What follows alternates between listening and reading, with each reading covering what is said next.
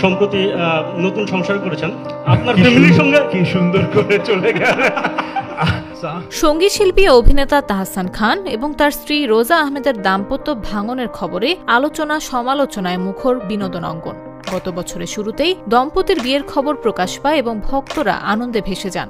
তবে বিয়ের মাত্র কয়েক মাসের মধ্যেই এই যাত্রার ইতি ঘটল। বিষয়টি বেশ চমকে দিয়েছে দুজনের অনুরাগী ও শোবিজের মানুষদের।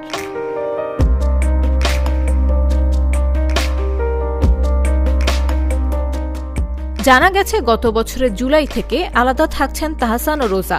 গত বছরের শেষ দিকে তাহসান নিজেই ডিভোর্সের জন্য আবেদন করেছেন। বিচ্ছেদের আবেদন কার্যকর হবে মাস 3 পর, অর্থাৎ চলতি বছরের ফেব্রুয়ারিতে। কি এমন জটিলতা তৈরি হলো তাহসান ও রোজার মধ্যে? কেন ভেঙে যাচ্ছে তাদের সংসার? সেই কারণ খুঁজছেন সবাই। দুজনের পক্ষ থেকে এখনো এই বিষয়ে বিস্তারিত কোনো অভিযোগ বা নির্দিষ্ট কারণ প্রকাশ করা হয়নি। তবু সাম্প্রতিক সময়ের ঘটনা প্রবাহ ও বাস্তব প্রেক্ষাপট বিশ্লেষণ করলে তাদের সংসার ভাঙার